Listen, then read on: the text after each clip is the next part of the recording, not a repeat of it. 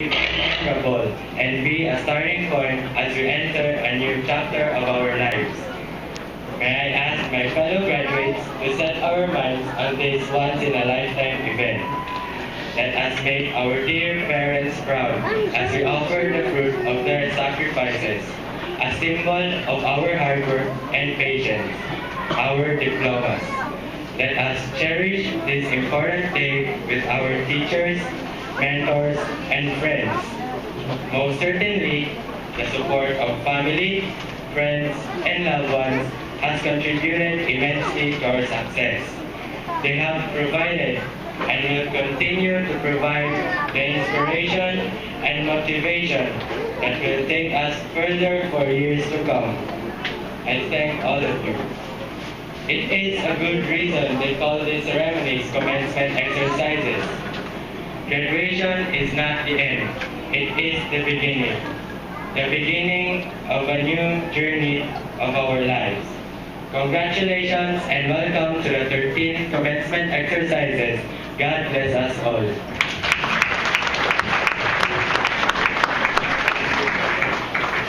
Presentation of candidates for graduation by Romeo U. Sastre, School Principal.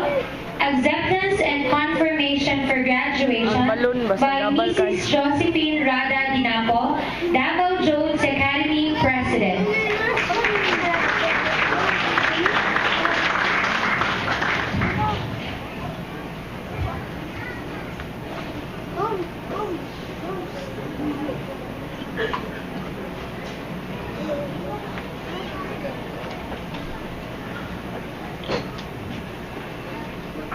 Madam Josephine Rada Dinapo, President of the Davao Jones Academy, Buhangin, Davao City. Madam, I have the honor to present to you 2 males and 6 females, a total of 8 preschool pupils who are qualified for graduation. After having been scrutinized and validated their credentials, they have satisfactorily completed all the requirements for the preschool education program in the Department of Education. Madam President, they are now ready for acceptance and confirmation.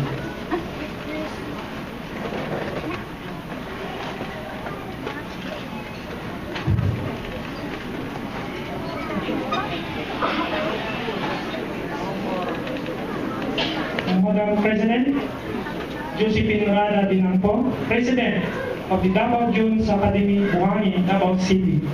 I have the honor to present to you 6 males and 6 females, a total of 12 grade 6 pupils who are qualified for graduation. After having been scrutinized and validated their credentials, they have satisfactorily completed all the requirements of the basic education course in the Department of Education. Madam President, they are now ready for acceptance and confirmation. Madam Josephine Rada Dinapo, President of the Davao Jones Academy, Davao City. I have the honor to present to you 21 males and 11 females, a total of 32 high school students who are qualified for graduation. After having been scrutinized and validated their credentials, they have satisfactorily completed all the requirements of the basic education course in the secondary of Department of Education. Madam President, they are now ready for acceptance and confirmation.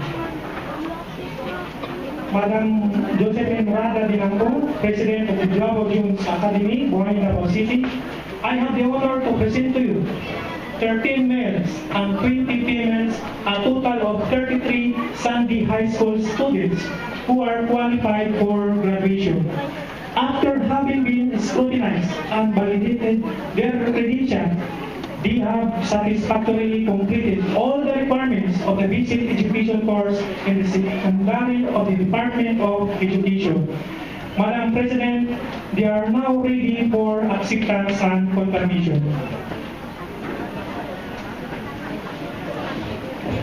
Good afternoon.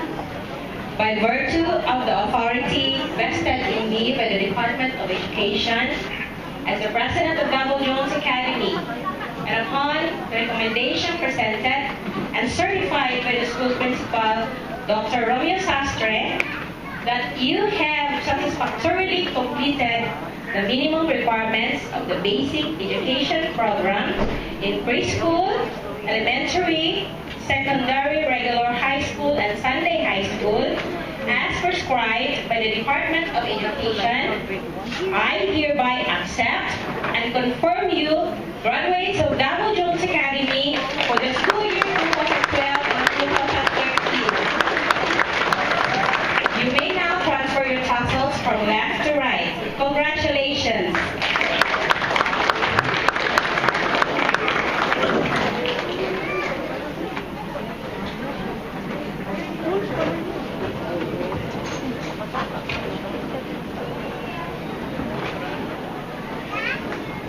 Introduction of the guest speaker by Mr. Alberto V. Denambo, Corporate Secretary.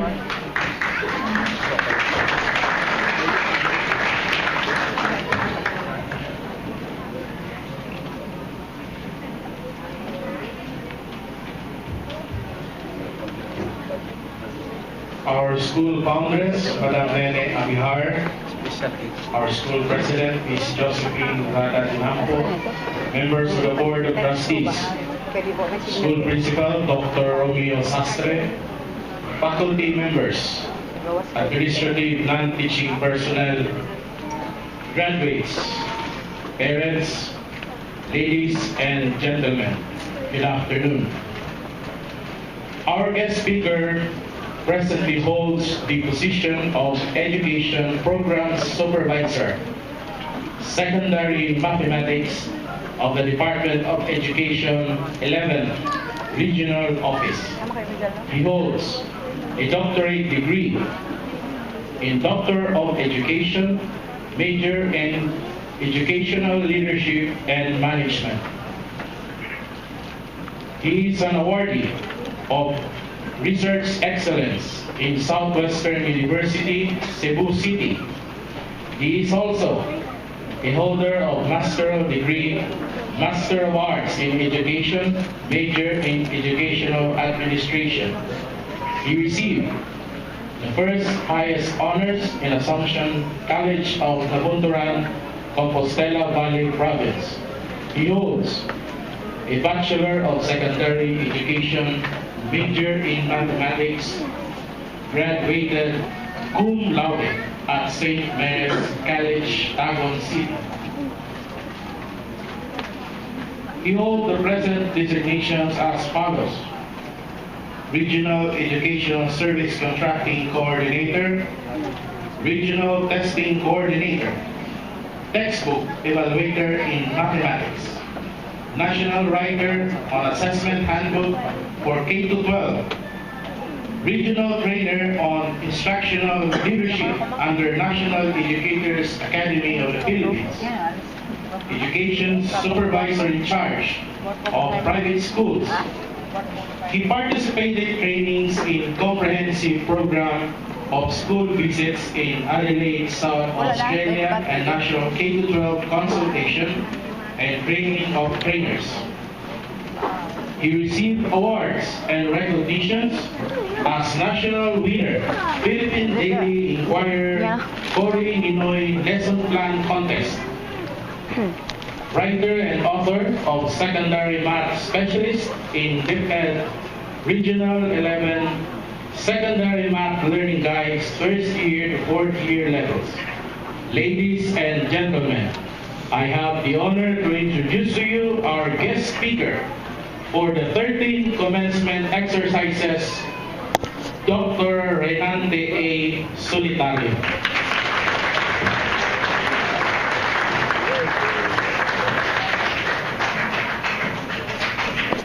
Over.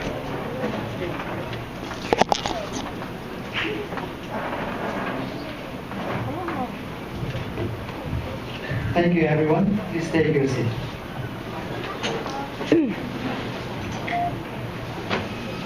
My courtesy and respect to the foundress of the Davao Jones Academy, a very good friend of the Department of Education Regional Office, Madam Nenia Bihar. And of course, to the President, Mrs. Josephine Rada Dinampo, the Corporate Secretary, Mr. Alberto Dinampo. Kaya tinatawag ko din siyang attorney. Kasi, parang attorney. And of course, to the principal, Dr. Romeo Sastre, my schoolmate before. To the members of the Board of Trustees, parents, graduates, ladies and gentlemen, good afternoon. Good afternoon. You know, I am greatly honored to celebrate with you today this 13th commencement exercises. I believe that this is your time to celebrate your success. Today should be always remembered because this is a moment wherein you were able to pass another ladder of educational something that's going beyond what's your dream and going beyond further your future in order for you to reap the harvest of your success. Your years spent in this alma mater Davao Jones Academy, from kindergarten, elementary up to high school, is truly productive. This is your moment to celebrate all your fruits of labor that you have made all the years. By virtue of your perseverance and commitment to the cause of your own education, I ask each one of you to recognize the fact that your success can only be made possible with the support of your family, the proud parents, guardians, and of course, your teachers. Your success is their success also, right? To the parents, especially to the employer of the Sunday High School students, the guardians, I salute you for bringing these children, these students to school. You know what? I'm with Dr. Luzminda's honors feeling. A feeling of having a sincere appreciation to these students, the Sunday High School. I am one of the advocates also of having this feeling of loving this kind of children who are not able to come to school prior to the operation of Sunday High School. This is the only region throughout the country that operates Sunday High School. And we fought all those queries, some of the ideas of those in the central office na sana i-validate natin ang Sunday High School ng Region 11. And we fight together with Mrs. Montalban so that we'll be able to proceed and to continue this kind of service, to reach out the out-of-school youth, to reach out students, because we are aiming at 0% dropout, 100% participation, as it is one of the EFA, or Education for All goals. To the kindergarten graduates, nasaan yung kinder natin? Nasaan? Mga kindergarten, preschool graduates. Ayun, walang iba yung mga cute doon, no? Congratulations for making the best in this school year. You say thank you to your mama and papa, right? Mommy, daddy. And of course, your yaya, who kept sending you to school every day. And of course, the teachers. I know you are so proud seeing your children growing with knowledge and wisdom. To the grade 6 graduates, where are you? Taas kamay. Ayun, ang ating mga grade 6. My warmest felicitations to all of you that you have finally completed your elementary years. I am imagining right now that you are so excited graduating today. And of course, a little bit scared maybe, because you will be undergoing the junior high school next year. That's grade 7. Hindi naman yan nakaka-nervyos, ha? You will be very lucky because you will undergo senior high schools in 2015-2016. And I also believe that you are feeling sad also. Why? Because you'll be parting ways with your friends. We do not know who are those who continue to high school, proceed to high school at Davao Jones Academy. And I believe that some of you also will transfer. But I encourage you to remain in your school. We have scholarship offered by the Davao Jones. What you're feeling today is what I also felt when I was 12, way back 1991. But let me tell you, dear graduates of grade 6, tomorrow will be the beginning of one of the most wonderful, memorable, and exciting part of your lives. So let me speak to you as someone speaking to another who is starting the most wonderful journey. But you have to listen. And you have to listen hard because I'm going to tell you some of the secrets of success. Kahit magtatapos pa kayo ng grade 6 or tapos pa kayo ng grade 6, may mga sekreto tayo. Let's call it the 4 G's. G. Number 1, growth. Let me tell you about growth by telling you the story about Mulan. Kilala niyo si Mulan? Yes. Yes. Kilala din ito ng mga high school. Mulan is a girl or a boy? Girl. It's a girl. A cartoon character. She's a girl. A cartoon character. She wanted to defeat the Huns, yung mga kalaban niya. But she was a girl. And she can't even handle a weapon. She cannot fight. But, you know, she practiced. She did not let that stop her. She practiced until she got so tired. But again, she practiced the next day. She got up again, practice. Left hanging on the pole, practice. Got buried in the snow, practice. But before she knew it, what happened to Mulan? She became the China's hero. What I'm trying to say, the next years of your life will determine your future. So make the next years one of growth. Embrace growth. Find out what you are good at and find out what you like to do. Practice. Sabi nga ni Ay de los Alas, practice makes perfect. So you can be anything you want to be. And so do not be afraid. Do not be afraid to fail. The second G is generosity. You have to be generous, even overly generous. Because here is a secret. If you give more, you will have more. We are all familiar with the sayings, it is better to give than to receive. Or, God loves a cheerful giver. You know, they are all clues. Clues to great riches, both material and spiritual. And they are all true. Because when you give, you release the powerful blessing and it embraces you. The third, gratitude. We say it every day, thank you. But we do not know how much thank you or how much power thank you has. When you appreciate people and the events and the things that you have in your life, the whole universe jumps up and down. And what it wants to do is to give you more. So say thank you always. When you say a prayer, say thank you. Every step you make, say thank you. And I guess this is the right time also to say thank you to your mama, to your papa, to your mommy and daddy, and of course to your teachers. The last G is God. God is the source of all things. He is the reason why we are all here. He is your stronghold here. And He loves you more than you know. To the fourth year, kayo na naman, no? Dami-dami ninyo, Sunday at saka regular. Graduating from high school is the culmination of your years in basic education. Gone are the days of carefree learning and socializing with friends.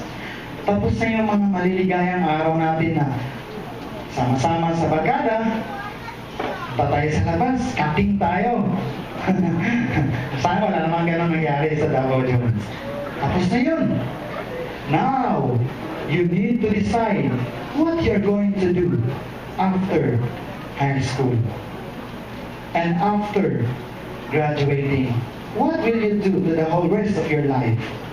It is a reality that high school is the last frontier to cross before the responsibility of adulthood comes at the center stage. When high school is over, real life begins, right? And how that life plays out is shaped by what you decide to do after today. So, let's take a quick look at your options. What are your choices when high school is done? Where do you go after today? It all depends on where you want to be and how quickly you want to get there. Some of you here have already plans. What course should I take? And which school? Dami-dami niya ng plano. The rest, wala pa. Nag-iisip, no? No one way is the right way because every choice means sacrifice. And every path leads to more than one destination. Here are some of the options that you have immediately after graduation. Yes, there are others, but these are the most common ones, along with tips to help you decide which is best for you. Let me tell you this is very important. According to the Department of Labor and Employment, or DOLE, it bears the highest paying jobs in the Philippines. And you know, what is trending job in the Philippines? Nursing. And sad to note, nursing is not one of them. Aba? Huwag naman kayong mag-nurse? Ay, hindi, sa Philippines lang. So, pwede pa rin kayong mag-nurse and work abroad. Ganon yun. But in Philippines, mahirap.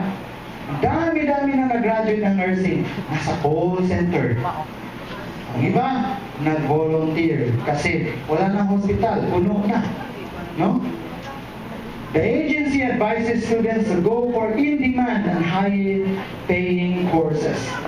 Labor and Employment Secretary named the occupations that returns the highest monthly wage rates in the Philippines over the last 5 years, and immediately called on high school students whether they intend to pursue technical or vocational or college education to go for courses that the labor market demands.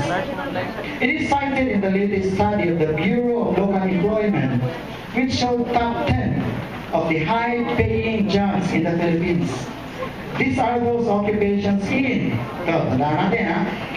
aviation, banking and finance, business process outsourcing, creative industry, cyber services, manufacturing, and mining. Kasama ang mining. Pero nakakatakot. Kasi hinuhuli na ngayon yung mga illegal miners. Tingnan niyo ang nangyari doon sa